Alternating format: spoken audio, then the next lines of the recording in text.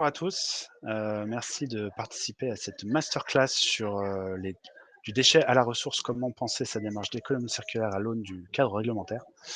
Je suis Kim Twark, je suis, chef de programme accélérateur, chez BPI France et je pilote entre autres, des accélérateurs, autour de la filière, transformation et valorisation des déchets. Et c'est pour ça qu'on m'a proposé aujourd'hui de monter une masterclass autour justement du déchet et de la ressource.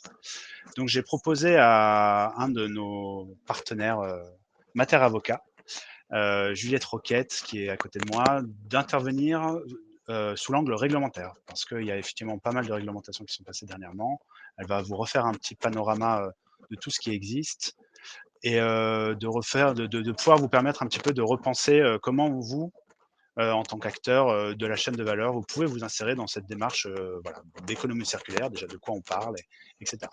Donc j'ai proposé à Juliette qui est à côté de moi de vous dérouler sa présentation. On aura Florian également du cabinet, toujours Mater Avocat qui sera là également pour répondre à vos questions ou en tout cas d'échanger avec Juliette sur ces questions-là. Donc n'hésitez pas dans le chat à mettre vos questions au fur et à mesure. Selon le nombre de questions, on se permettra également peut-être de regrouper un peu les questions ou de sélectionner celles auxquelles on peut répondre le plus rapidement et éventuellement reprendre contact avec vous si on n'a pas pu répondre. Juliette, merci beaucoup. Hop, je vais tourner la caméra, je vais te passer le micro et je vais te laisser ensuite dérouler la présentation.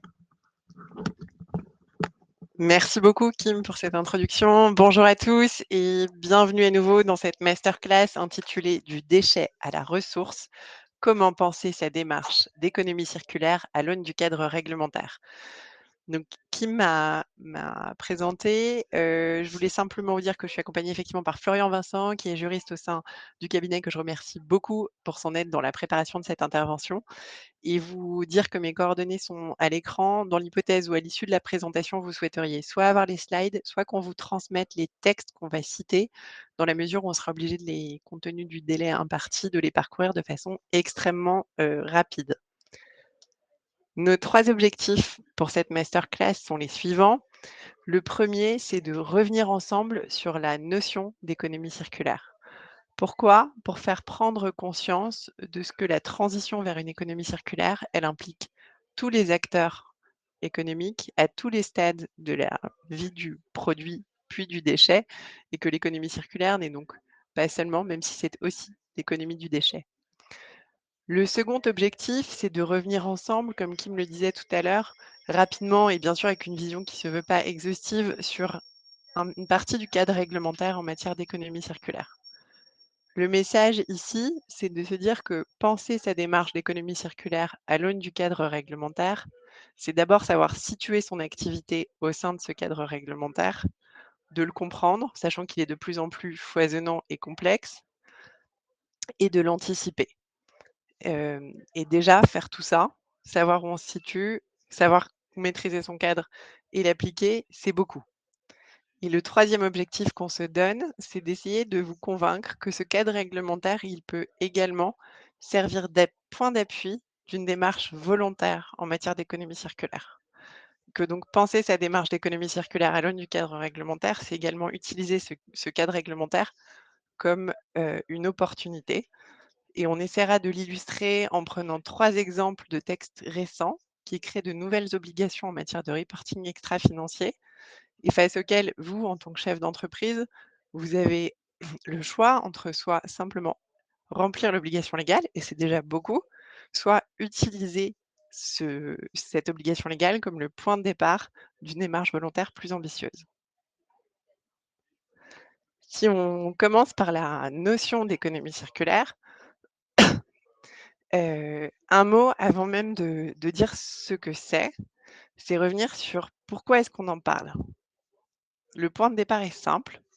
Nous vivons dans un monde où les ressources sont finies, contrairement à ce qu'on a pu croire au XVIIIe siècle avec des économistes qui nous expliquaient que les ressources naturelles étaient infinies et gratuites.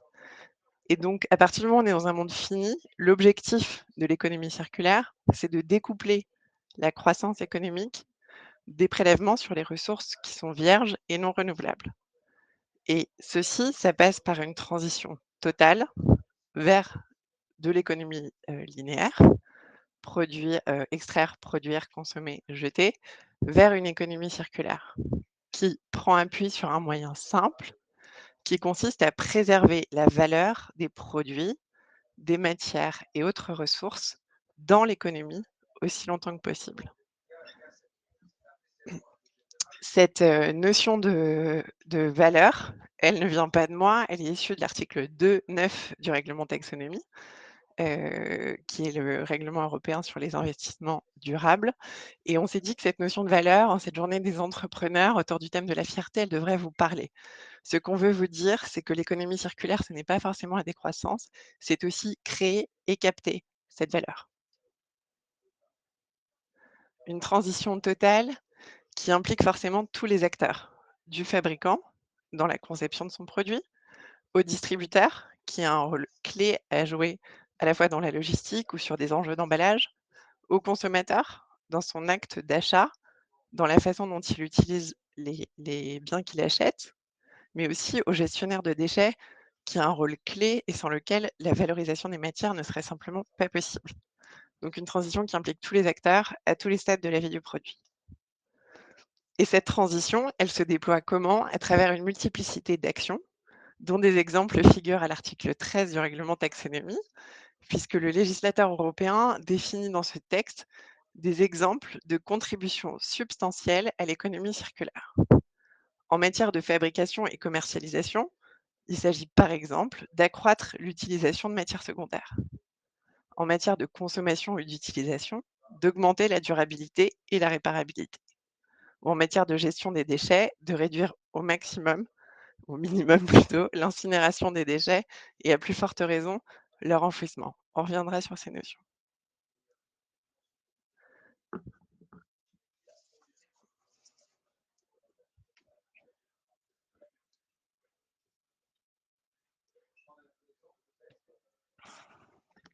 Ayant introduit la notion d'économie circulaire et l'ampleur de la transition qu'elle suppose, on en arrive au cadre réglementaire. Alors, ici, l'objectif qu'on se donne, c'est dans le peu de temps qui nous est imparti, c'est simplement en 10-15 minutes d'essayer de vous faire toucher du doigt que où que vous soyez dans la chaîne de vie d'un produit, vous devriez vous poser la question du cadre réglementaire parce que vraisemblablement, il vous concerne, soit directement, soit indirectement. Ce cadre réglementaire, il est de plus en plus vaste et de plus en plus contraignant et on va essayer de toucher du doigt ensemble les enjeux qui lui sont associés. Évidemment, dans ce délai, je l'ai dit tout à l'heure, on ne pourra pas être exhaustif et on est conscient de ce qu'il peut y avoir des déceptions pour certains parce que votre activité en particulier ne sera pas abordée, mais on essaiera de répondre à vos questions pendant la phase de questions-réponses. Pour l'instant, on va simplement essayer rapidement d'évoquer les grands objectifs poursuivis par les politiques publiques sur un certain nombre de thématiques et en vous citant des exemples de textes. Vous verrez que certains de ces textes ne sont pas propres à l'économie circulaire, mais qu'ils ont des répercussions en matière d'économie circulaire. Par où commencer? Peut-être par la politique d'approvisionnement circulaire. En la matière, quels sont les outils que le législateur utilise pour inciter les acteurs économiques à adopter une politique d'achat circulaire? Pour les acteurs privés, plutôt des grandes entreprises d'ailleurs, il y a déjà des obligations de diligence sur la chaîne d'approvisionnement. Ces obligations de diligence, elles peuvent être soit générales, je pense bien sûr au devoir de vigilance français, puis au futur devoir de vigilance européen, soit sectorielles, je pense par exemple au règlement déforestation. À côté de ces obligations de vigilance, de diligence ou de vigilance, il y a des obligations de transparence. Concrètement, par exemple, pour les entreprises qui seront tenues d'établir un rapport de durabilité au titre de la directive CSRD. On reviendra plus tard dans la présentation plus en détail sur les entités concernées. Elles devront, au sein de ce rapport, justifier la façon dont elles tiennent compte de leurs ressources entrantes et dont elles s'approvisionnent ou non en ressources renouvelables. Et s'il n'y a pas de politique en la matière, il faudra aussi le dire.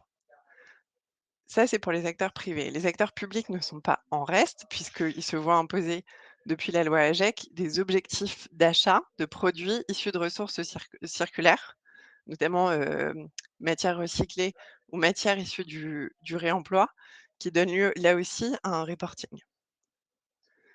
Pour les acteurs privés, qui dit obligation de diligence ou obligation de transparence donnant lieu à un rapport public, dit que le contenu de cette politique, d'approvisionnement circulaire va être connu des tiers et qui dit connu des tiers dit potentiellement risque réputationnel, voire contentieux.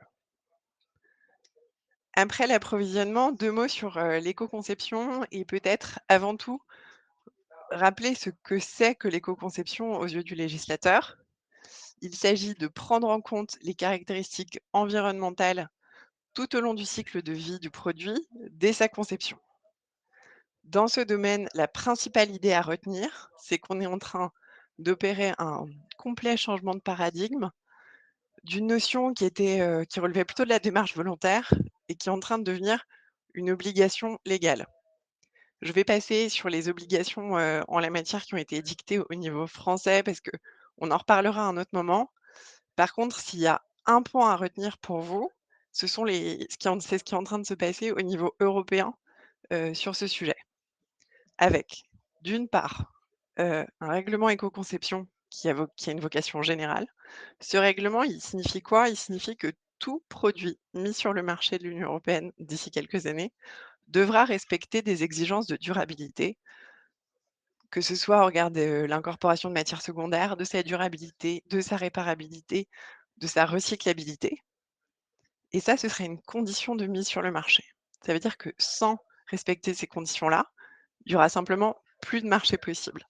Donc il y a ce texte général qui, a vocation à entrer en vigueur de façon échelonnée dans le temps parce qu'il va donner lieu à des actes d'application par catégorie de produits et en parallèle de ça, la Commission européenne révise tout un tas d'instruments sectoriels, par exemple règlement emballage, le règlement produits de construction, le règlement batterie et cetera, pour avoir un niveau d'exigence plus important en matière de circularité.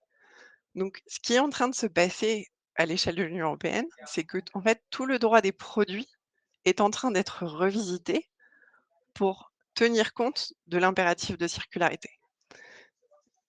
Et donc, c'est extrêmement important parce que c'est pas à vous, entrepreneurs, que j'apprendrai que l'évolution de la réglementation produit, s'il faut faire changer vos caractéristiques produits, c'est quelque chose qui s'anticipe et qui nécessite, donc pour chacun de bien se mettre en veille et de suivre ce qui se passe sur ces sujets et c'est d'autant plus important qu'à nouveau, l'enjeu ici, c'est même pas une sanction, c'est la possibilité d'accéder au marché et donc de continuer à vendre ses produits ou ses services s'ils sont concernés.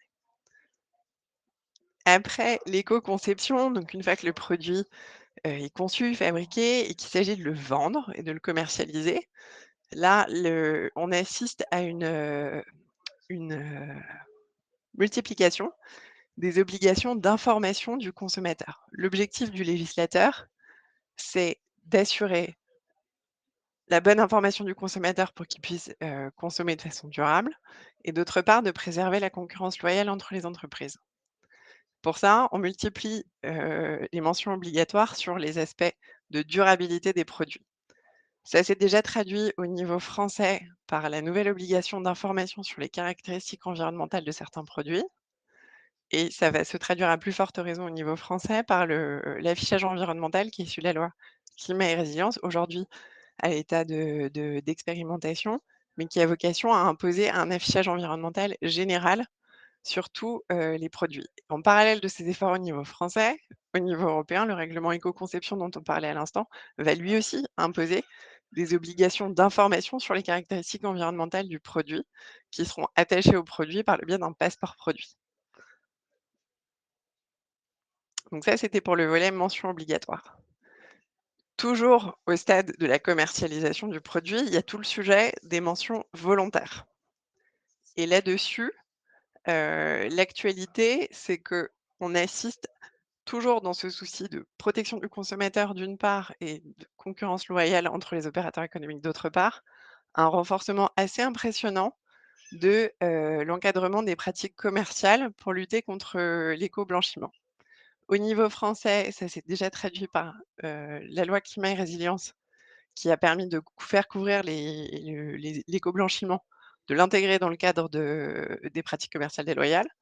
Et au niveau de l'Union européenne, c'est ce qui est en train de se produire avec la directive Green Claims d'une part et la révision de la directive, pratiques, commerciales déloyales.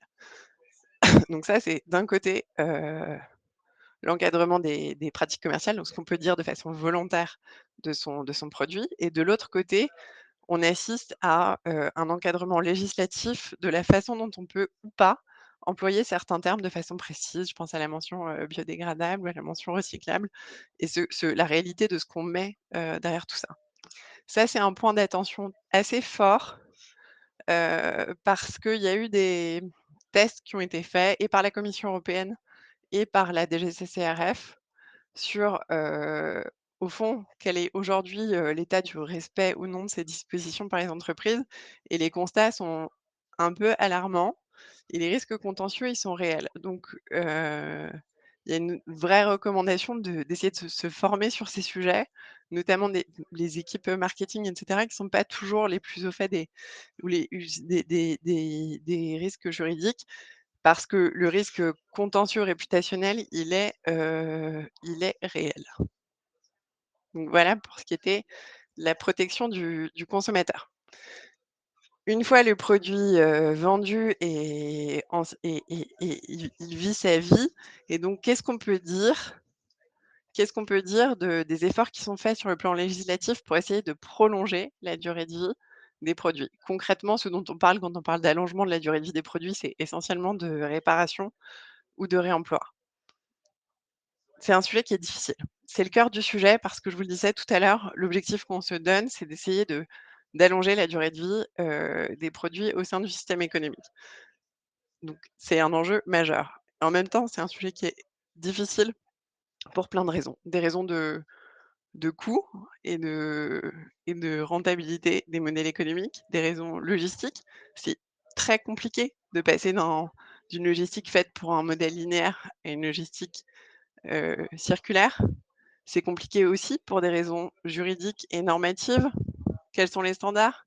Quels sont les référentiels pour des produits qui sont, du coup, potentiellement uniques? Je pense aux biens d'occasion et parce que c'est très compliqué, on a sur ce sujet-là, beaucoup d'initiatives législatives qui sont extrêmement difficiles à, synthétiser, donc je vais pas essayer de vous donner une vision claire et exhaustive du sujet. Je vais simplement citer quelques exemples. En droit français, le cadre juridique pour le produit reconditionné a été modifié. On a des dispositifs financiers de type incitatif comme le fonds réparation, qui ont été adoptés. Il y a une myriade d'initiatives, sectorielles. Vous avez probablement vu passer, sur le sujet des emballages, des objectifs contraignants d'emballage, réemployé, ce qui se passe dans les restaurants et les lieux qui accueillent du public en termes d'interdiction du jetable. On a aussi des initiatives au niveau européen, je pense notamment à la directive droit à réparation qui obligera les producteurs à offrir une solution de réparation, des produits qu'ils mettent sur le marché. Bref, tout un tas d'initiatives législatives, difficiles à synthétiser et aussi une thématique qui a vocation, en fait, à bénéficier de ce qu'on a évoqué auparavant, les initiatives en matière d'éco-conception. Plus un produit va être éco-conçu, plus logiquement il devrait être réparable et réemployable, mais ça va mettre du temps, à être effectif. Après l'allongement de la durée de vie, une fois que le produit est devenu un déchet, j'ai essayé de synthétiser, c'est ma vision, ça n'engage, que moi, l'évolution des dernières années en matière de réglementation sur la gestion des déchets. Pour dire que ma lecture, c'est que, ce qu'on essaie de faire depuis quelques années, c'est vraiment de rendre effective ou opérationnelle la hiérarchie des modes de traitement, à la fois par des actions vis-à-vis des acteurs économiques, des personnes privées, producteurs de déchets, via le tri à la source et la collecte séparée où on est passé du tri 7 flux à bientôt 8 flux, l'interdiction des déchets valorisables en centre d'enfouissement. Là aussi, un effort sur la transparence qui va être demandé à certaines entreprises. Les grandes entreprises qui seront tenues à un reporting CSRD, la granularité de l'information qu'il va falloir qu'elles communiquent au marché en termes de déchets produits, elle est, très importante. Donc, je vous invite à lire, ESRS 5 si ça vous intéresse. Donc obligations à charge des personnes privées, des obligations à la charge des personnes publiques. On s'est fixé des objectifs en France extrêmement ambitieux dans le code de l'environnement en termes de valorisation, matière. Ça, c'est au niveau national. Des plans régionaux de gestion des déchets qui reflètent ces objectifs, au niveau local, on réduit les capacités des centres d'enfouissement et un troisième levier et je prétends à nouveau pas du tout, avoir été exhaustive, c'est la généralisation des filières REP et dans les nouveaux cahiers des charges des éco-organismes, des objectifs et des moyens beaucoup plus contraignants sur les éco-organismes en termes de collecte, de recyclage, mais surtout, pour les contraindre à intervenir en matière de réemploi et d'éco-conception. Et un dernier point, non des moindres, sur la question des actualités en matière de gestion des déchets, c'est l'enjeu de la sortie du statut de déchet. Ça, c'est un enjeu qui peut paraître très juridique, mais qui est en fait assez significatif pour les entreprises. Parce que la difficulté qu'on a, c'est que le droit aussi, il a été pensé dans une économie linéaire, dans laquelle on a d'un côté le monde du déchet, de l'autre côté le monde du produit. Et où en fait, il y a assez peu de passerelles qui existent entre ces deux univers, alors que ces passerelles, elles sont nécessaires pour aller vers une économie circulaire. Aujourd'hui, les instruments qui sont disponibles en droit positif, issus de la directive déchets et qu'on retrouve dans le code de l'environnement, c'est la notion de sous-produit d'une part et la notion de sortie de statut de déchet, qui peut être explicite ou implicite. L'actualité à retenir sur cette thématique-là, c'est le projet de loi Industrie verte qui a été voté par le Sénat et l'Assemblée nationale cet été, qui donnera lieu à commission mixte paritaire prochainement, et qui, lui, va peut-être donner une assise juridique à la sortie implicite de statut de déchet. C'est pas une discussion entre techniciens du droit, c'est aussi un enjeu de société sur, au fond, de savoir, comment on trouve l'équilibre entre l'aspiration à la circularité, les préoccupations, sanitaires, liées à ce qu'on remet dans la boucle des produits et au fond, qui est légitime pour faire cet arbitrage? Parce que dans le cas d'une sortie explicite, on a un arrêté ministériel qui va, dire exactement les critères que doivent remplir un déchet pour pouvoir sortir du statut de déchet.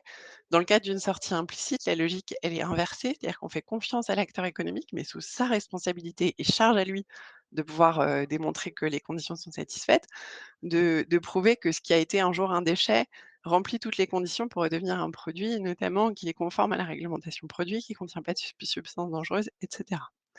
Et donc là, l'enjeu, c'est un enjeu, sanitaire et environnemental. En conclusion, voilà, donc j'en ai fini de ce tour d'horizon. Pardon, c'était un peu, heu, un peu peut-être un peu long. J'avais fini de ce que je voulais dire de ce tour d'horizon des aspects réglementaires. Et ce qu'il faut en retenir, je crois, c'est vous poser les questions de où est-ce que vous vous situez dans le cadre réglementaire? Quelles sont vos obligations ou éventuellement quelles sont les opportunités que ce cadre réglementaire crée pour vous? À la fois aujourd'hui, mais aussi demain, parce qu'on est dans des matières qui bougent extrêmement vite, que ce soit au niveau français où on a quand même eu des textes successifs très transformants avec, AGEC et Climat et Résilience, ou au niveau européen où l'actualité législative n'est pas moindre. J'en arrive, à la troisième temps de cette masterclass qui a pour objet de discuter ensemble de la façon dont le cadre réglementaire peut servir d'appui à une démarche volontaire en matière d'économie circulaire. À cet effet, on a pris 3 exemples de nouvelles obligations en matière de reporting, à la charge de certaines entreprises. Le premier, c'est le plan de prévention et d'éco-conception. Le second, c'est la directive CSRD et le troisième, c'est le règlement taxonomie. Face à chacun de ces textes, on se dit: «Bon, c'est une nouvelle obligation, ça va prélever sur les ressources de l'entreprise, ça va vous prendre du temps d'y répondre, mais il y a peut-être une façon de transformer cette contrainte en opportunité». En se disant que quitte à y consacrer du temps, ces obligations, ça peut être le moment de prendre d'autres initiatives ou d'améliorer votre organisation ou vos sur ces sujets. Je vais rentrer je vais rendre le propos un peu plus concret en prenant l'exemple du plan de prévention et d'éco-conception. Alors, ce plan de prévention et d'éco-conception, de quoi s'agit-il? C'est une nouvelle obligation qui est issue de la loi AGEC, qui impose à tous les producteurs soumis à filière à responsabilité élargie du producteur d'établir tous les 5 ans un plan. Il y aura un plan par filière, REP, dont ils relèvent. Les premiers plans, ils ont dû être transmis, aux éco-organismes, à l'été 2023 et donc il est probable que vos équipes y aient récemment travaillé. Concrètement, le contenu de ce plan, il y a un volet obligatoire et un volet volontaire. La partie obligatoire, elle consiste à obliger les entreprises à faire une analyse précise de 3 points: leur usage de ressources non renouvelables, l'incorporation de matières recyclées et la recyclabilité de leurs produits. Mais ce plan, c'est aussi l'occasion, de manière facultative, de systématiser et de valoriser d'autres initiatives, de la conception du produit à sa fabrication et à sa durée de vie. Réparabilité, service, et cetera. Concrètement, ça se présente comment? C'est typiquement un tableau Excel dans lequel il y a des actions très concrètes qui sont listées. Et donc, heu, la question, il y a, parmi les éco-organismes, il y en a beaucoup qui ont proposé des trames, qui proposaient, au-delà des mentions volontaires, plein d'initiatives, optionnelles. Et donc la question, c'est est-ce que ce plan d'éco-conception n'est pas l'opportunité de faire le point sur l'existant au sein de votre entreprise et réfléchir à des actions qui sont extrêmement concrètes? Qu'est-ce qu'on fait pour limiter les pertes en production? Qu'est-ce qu'on fait pour optimiser nos emballages produits? Est-ce que j'ai une offre de réparation ou de réemploi? Et si c'est pas le cas, est-ce que j'aurais peut-être intérêt à en développer une? Ce que je veux dire, c'est qu'il y a probablement des pistes d'action qui sont extrêmement concrètes à envisager et que cet exercice de reporting qui peut paraître un peu ardu parce que c'est obligatoire, ça fait une obligation de plus, il peut permettre d'aboutir à des pistes d'action qui sont parfois pas très compliquées à mettre en œuvre, et pas forcément très coûteuses. Donc dans les questions à se poser, qui est-ce qui s'en occupe? Et est-ce que la personne qui s'en occupe chez vous, par exemple, elle a accès aux interlocuteurs en charge des achats, de la production, du design produit, pour échanger sur les possibles, sur les pistes d'action qui pourraient concrètement être mises en œuvre, sur la base de ce plan. 2e exemple de texte qui peut être, à notre avis, transformé en opportunité, c'est la directive CSRD. Cette fois-ci, de quoi on parle? D'un texte qui va plutôt concerner les grandes entreprises, c'est-à-dire les sociétés cotées ou les entreprises qui emploient plus de 250 salariés, réalisent plus de 40 millions d'euros de chiffre d'affaires ou 20 millions d'euros total de bilan. Et il s'appliquera de façon progressive à partir de 2025 sur l'exercice 2024. Hem, Quoi qu'il en soit, les entreprises qui y sont tenues, elles devront établir et publier chaque année un rapport de durabilité. Si elles considèrent que l'enjeu ressources et économie circulaire est important pour elles, ce rapport-là, il devra contenir des informations prévues par ESRS 5, qui est la norme d'information en matière d'économie circulaire et de ressources, et à ce titre, publier des informations sur leurs politiques, leurs actions, leurs cibles en matière d'utilisation des ressources et d'économie circulaire. Et elles devront publier des points de données obligatoires, notamment sur leurs ressources entrantes, sur la redurabilité de leurs produits ou sur leurs déchets. Quelques exemples, sinon je vous renvoie à la lecture de SRS 5. Quelle est ma politique en matière d'abandon des ressources vierges ou d'augmentation des ressources recyclées? Quelle est ma politique en matière d'utilisation de ressources renouvelables? Quelle est la proportion de ressources renouvelables que j'utilise? Et cetera. Là, encore et encore plus que pour le plan prévention et éco-conception, les ressources que votre entreprise va consacrer à l'établissement de ce rapport et à la satisfaction de cette obligation légale, elles sont très importantes. Entre le coût d'entrée dans le cadre, dans les textes, en l'occurrence la CSRD et les ESRS, l'analyse de matérialité que vous devrez faire pour décider ce qui est important pour ou pas pour vous, ce qui permettra de définir ce que vous devez inclure dans votre, rapport de durabilité, la collecte des données et la production du rapport, c'est un très gros chantier. Heu et donc là aussi, il y a 2 façons de le vivre. Soit c'est l'exercice, obligatoire, soit ça devient un moyen d'élaborer, votre stratégie d'économie circulaire et ça peut même en devenir un pilier. Là aussi, comme pour le plan de prévention et d'éco-conception, il y a un gros enjeu de gouvernance. Ça implique d'associer les bons interlocuteurs, en interne avec une approche transversale et peut-être que ça permettrait, rien que ça, de structurer ou réfléchir à la façon dont votre gouvernance, dont vous gérez la gouvernance des aspects RSE, ce qui est un très gros enjeu, dans beaucoup d'entreprises. 3e et dernier exemple, le règlement, taxonomie. Cette fois-ci, on parle d'un instrument qui se veut être une boussole ou un langage commun qui permettent de définir à l'échelle de l'Union européenne ce qu'est un investissement, durable. Concrètement, ça marche comment? Les annexes du règlement taxonomie où vous pouvez aller voir consulter le Taxonomy Compass qui est un outil qui a été mis à disposition par la Commission européenne. C'est en 2 étapes. On a découpé, un certain nombre d'activités économiques qui existent dans l'Union européenne on les a recensées et parmi celles-ci, on a décidé qu'il y en avait certaines qui étaient susceptibles d'être, durables. C'est ce qu'on appelle le test d'éligibilité.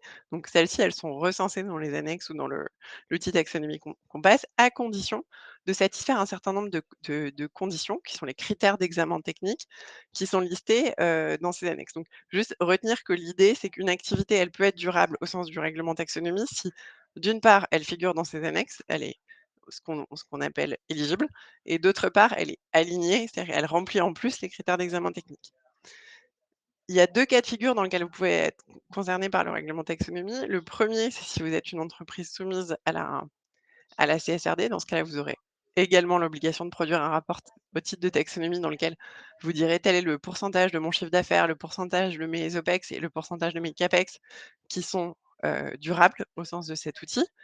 Mais ça peut aussi être un outil qui est intéressant même si vous n'êtes pas soumis, à la CSRD parce que ça peut être quelque chose que vous souhaitez, faire valoir, soit vis-à-vis de vos financeurs, soit vis-à-vis de vos clients, parce qu'il y a d'autres acteurs qui, eux, vont être soumis et pour qui cette information, elle est susceptible d'être précieuse. Et comment est-ce que cet outil peut être, utilisé en interne? Donc on se dit que ça peut éventuellement servir d'outil, de motivation ou de récompense des efforts fournis parce qu'on est là dans la façon dont c'est rédigé ce texte, on est dans des choses qui sont aussi très concrètes. C'est en faisant évoluer tel ou tel paramètre de votre service ou de votre produit, une activité qui était peut-être pas éligible l'an dernier, peut-être qu'elle pourrait le devenir l'an prochain et de ce point de vue, on pense que ça peut être un outil qui est, heu qui est motivant d'utiliser pour, une démarche volontaire d'économie circulaire. J'en ai, terminé avec ce qu'on voulait vous dire sur ces 3 points et donc la conclusion générale, c'est de vous dire que, on va dans un univers de plus en plus contraint sur la thématique, économie circulaire. Néanmoins que ce cadre réglementaire, il n'est pas insurmontable et il peut même être source d'opportunités et troisième point, que le maîtriser et se l'approprier, ça peut être un véritable atout et un facteur, différenciant et je suis à votre disposition pour répondre à vos éventuelles questions avec Florian.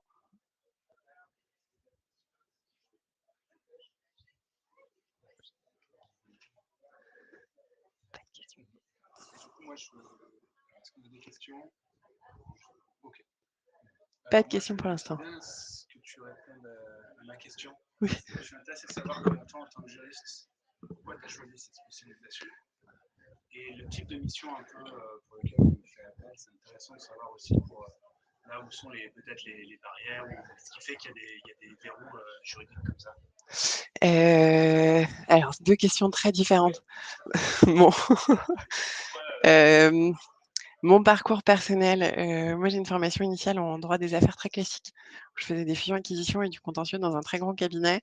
J'ai voulu aller, vers les sujets de protection de l'environnement et j'ai eu plusieurs aventures, qui m'ont conduite à m'intéresser à l'économie circulaire, d'abord sous l'axe, entrepreneurial. Et à chaque fois que j'envisageais un projet, je me disais: «Mais en fait, il y a un enjeu juridique ou réglementaire sous-jacent qui est extrêmement structurant» et ça, c'est une des particularités des business models sur les aspects économie circulaire. C'est que la réglementation, elle est partout, elle est dans la faisabilité du business model, elle est potentiellement dans les sources de financement qui sont disponibles, elle est prégnante dans la façon dont quand vous êtes une société industrielle, juste dans vos opérations et potentiellement aussi elle ouvre aux fermes des marchés. Donc c'est cette omniprésence de la réglementation qui m'a intéressée, et il y a aussi un vrai, je pense un attrait pour le challenge intellectuel de ces matières qui sont, quand même assez vite, assez techniques et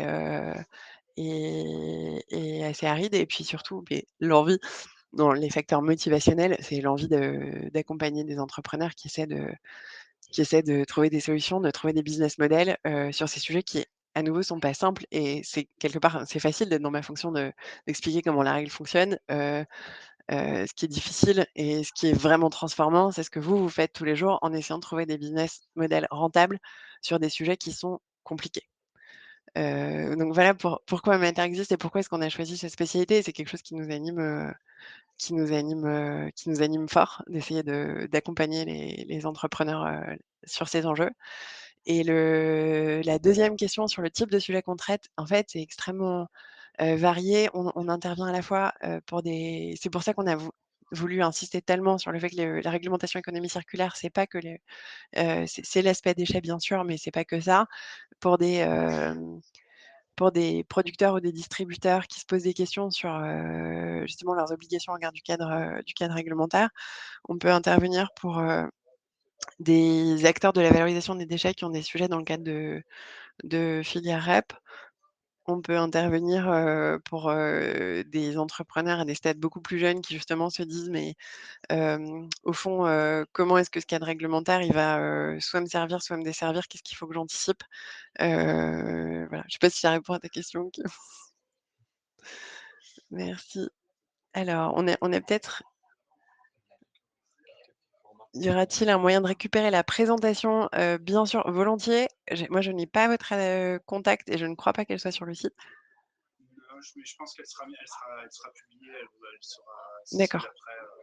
Donc si elle en principe, elle sera publiée. Si jamais elle n'était pas publiée, vous pouvez bien sûr m'écrire, je vous l'adresserai, immédiatement avec plaisir.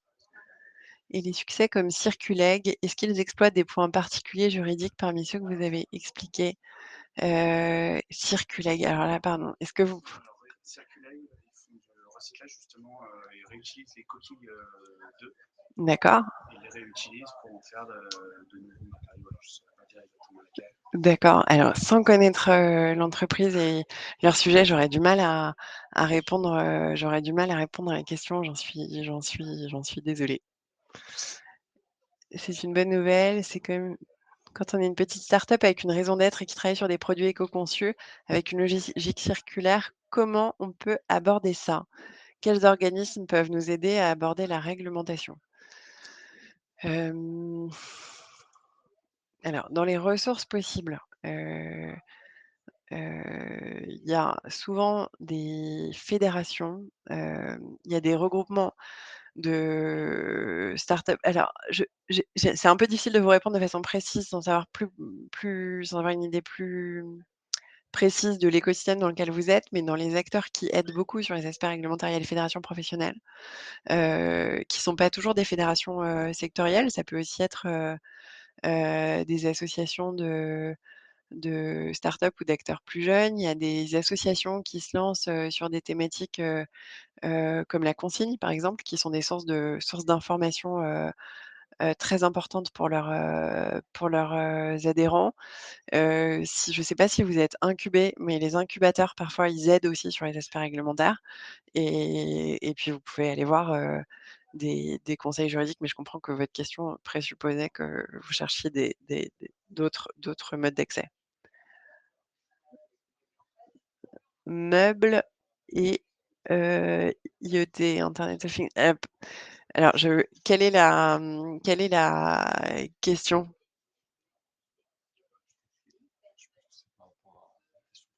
Ah pardon, ah oui, excusez, Emmanuel, Alexandre Jacob. OK. Ah bah, d'ailleurs, en l'occurrence, écrivez-moi si vous voulez parce que je pense à des gens qui ont peut-être des tips pour vous. Je vous laisse prendre attache sur le site du cabinet.